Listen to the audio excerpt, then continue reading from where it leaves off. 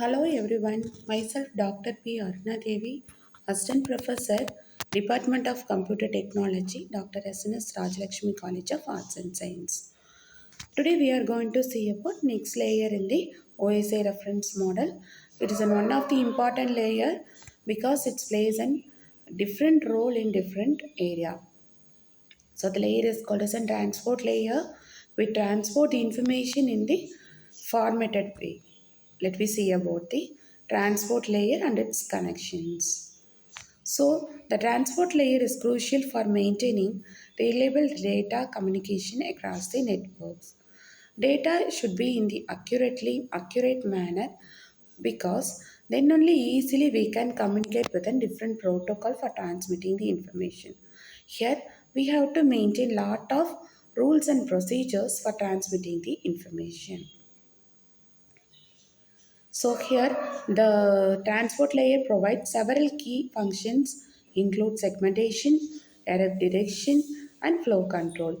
The packets can be properly managed during the transmission, maintaining the integrity and efficiency of the communication process. This is the structure of the transport layer, that is a client. A single host can communicate with a different host through some request and response process. So this layer gather the information from the application layer, then each and every layer transmit the information to the TC transport layer. It will send the information to the physical layer in the host A. Again, it can be send the information to the physical media. Again, it can be transmitted to the physical layer, transport layer, and application layer for further process. First, the client should be send a request from client, that is client machine. Host A can be send a request to the server machine. Server then again gives some response to the client machine. Otherwise, vice versa we can be follow. Server from host B, we can receive some information request from the client. Again, it can be transmit the information to the B. So it can be done both from one side to another side. So the data can be broadcast, that is in one to all. Otherwise, multicasting or one to several machines we can send the information. Here we have to follow TCP and UDP protocol. There are a lot of protocol in the transmission media. But we are following only TCP and UDP for major purpose, transmitting the information. Transport service and protocol, it provides logical communication between the application process running on the different hosts. So transport protocol run in end system, that is in side 1, breaks the application messages into segments. So the host A can be divide the information to different number of segments. The receiver side reassemble the segments into messages and passed to the application layer. Already I said that first host A can receive the information from the application layer. Again, it can be converted and send the information to the host B by using some procedural format. Then, more than one transport protocol available to Internet Protocol by using TCP and UDP.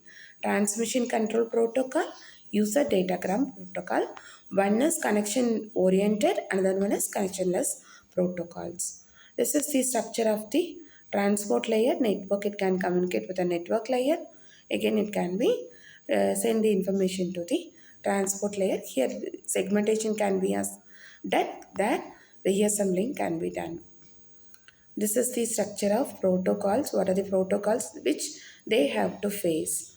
So, transport protocol is fast, overheaded, does not require any acknowledgement, does not respond local data, deliver data as it's arrived. It means if the required protocols, we are using different protocols from host A, that is, host A does not require these things. Host B only require things because they have to get a permission from the host B for transmitting the information.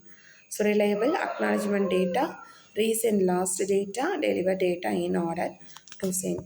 So host A does not follow any rules but have to follow within host B to send the information. So these are some of the elements of the transport protocol addressing connection establishment, connection release, flow control, multiplexing, crash recovery. It means first they have to identify the address, connection establishment can be done, connection releases after getting a connection, they have to send the information, connection should be released, there should be flow control between the host A and B, there should be a delivery of data, then if there is a packet loss, they have to require. This is also a structure of the transport protocol. It should consist of peer-to-peer communication. Next, already I said that TCP and UDP protocols, which are very important protocol for communication between different media. So the reliable is in fundamental aspects of the transport protocol. There should be a reliability while transmitting the information. They have to follow acknowledgement and retransmission of the information whenever required.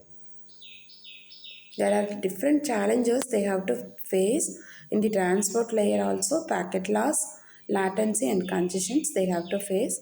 So to overcome from that, they have to apply new technology and applications to overcome from that. So transport protocols plays an vital roles in the ensuring reliable data communication. So there is a different challenges while transmitting the information. They have to adapt with the different technology to recover from that. From this, I conclude the transport protocol and its usage. Thank you.